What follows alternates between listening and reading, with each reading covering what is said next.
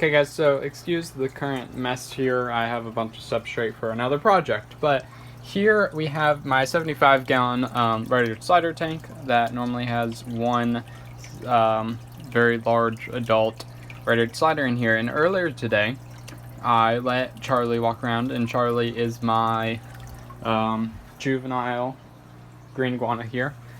I'd call him juvenile. He's quite large, and he's behind this because he likes to get out of his tank, and that's why we have these clamps here and stuff. But like I said, he likes to get out of his tank, so every once in a while I let him out. So I let him out today because I wanted him to explore his new enclosure that isn't set up yet, but I just wanted him to go in it. He didn't.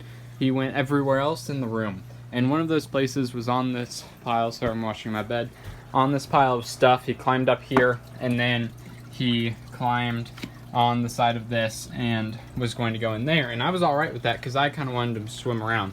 Now, my only fear there was that he would, that Norman would go after him. Now, Norman's my turtle. Again, he's not in here currently.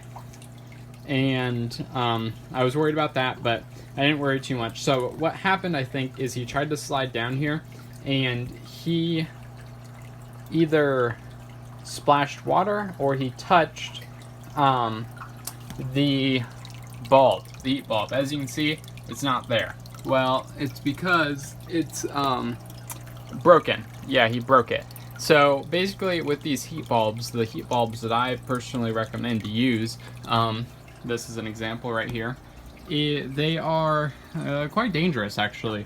These are the bulbs that I buy from Rural King, or I think they have them at Lowe's, as well as TSC, Tractor Supply Co. Yeah, TSC. And they're for baby birds, basically. So that's what I use because that's what I'm used to using. I use them with my goats during the, that's what we use, is their light. We have it on all the time just so they can stay a little bit warmer if they want to. And then we use it with our chicks when we get those. So, since I already had those, I tested them out with reptiles. I think they work really well. One problem that I'm running into is there's only really high wattages. There's 250 watt and there's 125 watt, which is just crazy. So they're just very hot bulbs, and you can kind of counteract that if they're farther away, but none of my enclosures can really have them farther away. Like that one should be like twice as far away from it as it is, and it would be acquiring the proper heat. Right now it's like really hot there, but you know, the turtles haven't hurt themselves, so I'll let the turtles, they just kind of sit farther away, and if they sit farther away they get more of the UVB light anyway, so no worry there. Anyway, this situation's really the one that's properly dangerous about it, because the heat light is right above the water. And the thing with these heat lights is that they are very prone to explode if they get wet. They're actually very touchy and stuff.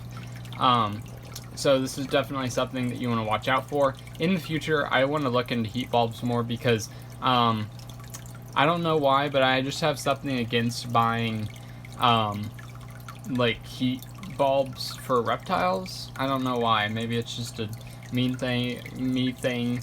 But I want to figure out something that's not heat bulb for reptiles. I don't know why. Honestly, I need to look into it because I probably will end up buying heat lights for reptiles because that makes the most sense. But for now, I'll continue using these. But I think I could probably get away with using like normal lights bulbs or something, and they would probably end up making the proper heat requirement anyway. I don't know. I just need to test them and stuff, get some bulbs and see what I can do, and maybe research some reptile heat bulbs from different companies, different brands that produce reptile products, because there's some that I would like to buy from, and there's some that I would not like to buy from. So I'll do some research into that, because I'm sure there's a better one than this size of bulb, because it's huge and it's hot, and it's probably not the best thing.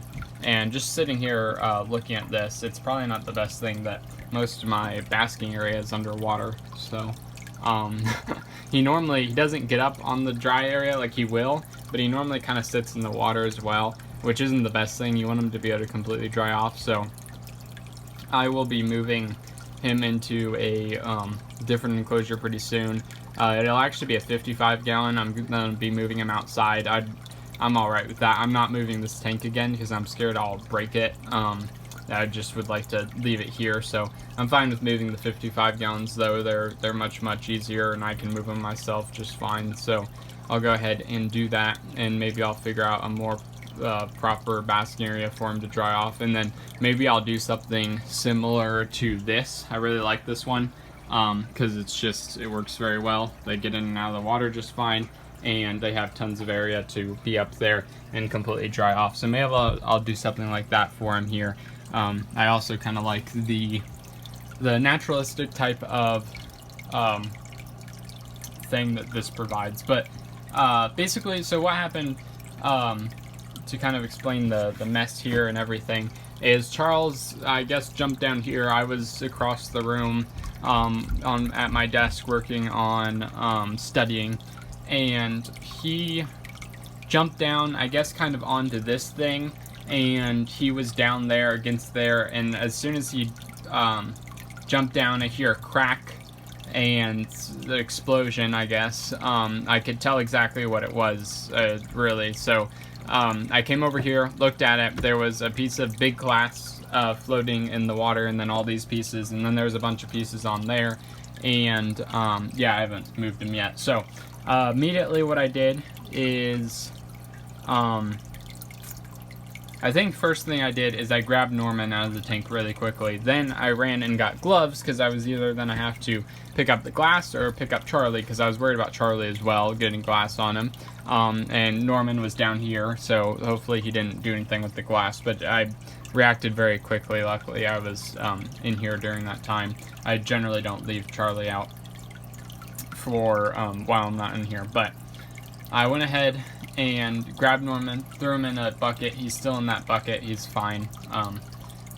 He's completely fine. So really the only thing that got down here was glass.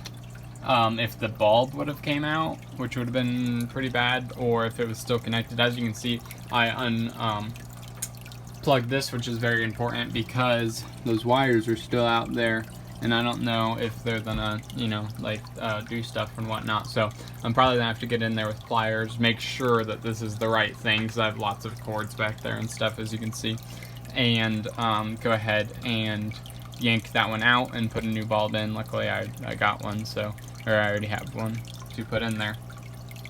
So this is just like a warning for those bulbs. I already knew that. I just never experienced it, so now I have. So I'm assuming Charles somehow got water on it. He likes to wreak havoc in my room, so I'll definitely watch for this in the future, but with his new enclosure, I probably won't be letting him out very often because his new enclosure is absolutely massive, especially compared to him. I didn't even realize how small he is compared to it, but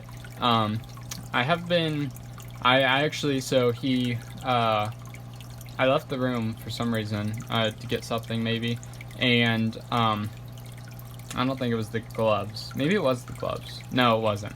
I left the room maybe to throw something away. I don't remember. And at that point, I had brushed all the glass down to the bottom because I'd rather get it off the bottom than up on the wood, and also so he couldn't hit it. And by the time I got back into the room, he was all the way over there. And then he went ahead and climbed up the front of this enclosure. This is the green iguana enclosure, his enclosure. And then he got onto this plant thing and he knocked it forward. Luckily, none of the dirt came out. That would have been absolutely annoying completely. Oh man, I was still pretty irritated, but that would have been terrible. And then he got up there, and I immediately moved these plants right here, and I moved that, and then I took the glove. I'm fine with him if I have the glove on because his nails are very sharp and he'll get all cut up. So I took the glove and I just grabbed him, didn't hurt him or anything. He's huge. And then I went ahead and moved him back into here, and he was fine. There you can see him, probably all smitten with himself. It's just how Charles is. You should go follow me on Instagram. I post things, generally they're pictures of plants or insects or the reptiles, different things, different updates and stuff. Sometimes I do stuff about my clay. I do clay figures, but not often, mainly reptile stuff. And I posted a video on there. Yeah, I had left him in here while I was working on this tank here, which is huge and awesome for him. And I was out in the garage, and I kept coming back in to check on him. He was doing just fine. He was sitting right here, actually. And every time I came in, he was sitting right there. Now, one time when I come in, he's still sitting right there, but in the middle of my bed, he had crapped on it. He had just defecated right in the center, and actually, here, wait, there might be a stain. I went ahead and, yeah, there is, right there. So, there's like a yellow stain there, because that's how much pee he decided to just leave on my bed. It soaked through every single layer, like a huge, wide thing. It was like human-size pee. It was insane. And also poop. So I wasn't too worried about it today because I was in here, but obviously he had to break another thing. But again, he has this huge enclosure now, so I shouldn't have to worry about it. And yeah, I'm gonna work on that now. But lights, be careful with them if you're using that type of bulb.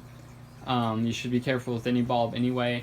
Honestly, I might set up some type of mesh like this right here. So this type of wire, it's the same thing that's right here. I have some of it out in the garage, or even I have a smaller grade, and I might set that up. I don't like the thing, if those lamps that I get, they're like $7. I do not buy the reptile lamps because those are expensive for some reason. I don't know why. And they're in packaging, which they don't need to be. They're just lamps. They're the same thing, but they're at like Menards or Lowe's or Royal King, and they're like $7. And I get those. They work perfectly. It's the same thing that's back there. Work very well. And that's the same thing I use for the goats and the chickens. But they come with these like little protectors that are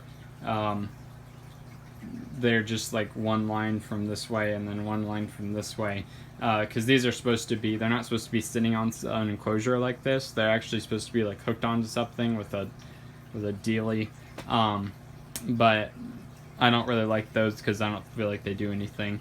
But the main concern there is I was just worried if like that lamp decided to like go into the water. I wouldn't want to hurt Norman or anyway. He's in this bucket right here, and he's doing just fine, just as mad at me as he always is. But he's just been sitting there all day. He's nice and good. I'm sure he's been enjoying his enclosure all by himself. Let's put him down before he bites me. Charlie and him are definitely characters. Real mad all the time, it seems. But everybody else is pretty nice to me, I think. So I'm gonna go. Okay, real quick, guys. I got all the glass out. This would have been so much worse if the goldfish were in here. Also, it would have been so much worse if the if there's substrate in this. As you can see, it's just glass bottom. Nothing to do there. It's just plain. But I was able to get pretty much every single little tiny piece, and I used these tongs. Actually, they picked them up really well. And then for the rest, I kind of just was careful, but I grabbed it with I grabbed them with my hands, and I didn't cut my hands at all. So that's good. I'm gonna go ahead and sweep all these pieces off my hands. Try not to get them into the water, and then I'll go ahead and add Norman back. But this would have been so much worse if the goldfish were in here, because they would have gotten all these little tiny pieces in them. So I used the pliers there to get this bulb out, and like I said, I have a replacement, so I can put this right back right away. Might be a little bit crazy just doing the same thing again after this ordeal, but I'll try to do something in the future to make sure this doesn't happen. Obviously, I won't let Charles out anymore here. Like I said, he's in the beginning a very big enclosure, and he doesn't need to be outside of his enclosure any longer. So if if it comes to the point that he outgrows his enclosure, we're gonna have to let him have like a spare room or something. There's just no way. There's too many things that are fragile in my room, but I'm not worried about the turtle knocking it over. I'm not worried about anything like that. I was mainly just it's mainly like a Charles thing. My dogs and my cat don't mess with it at all, so not really too worried about it. Plus, the way that I have it is that this lamp can't fall at all unless these things came out, and they're not coming out. So the way I have it like locked up in there, so I actually had to use the pliers to like turn the hook so then I could get it down. So it's pretty well in there. I hope you guys enjoyed this video. If you did, like down below. If you have any comments or concerns, comments below. And if you want content, then subscribe. Have a fantastic day.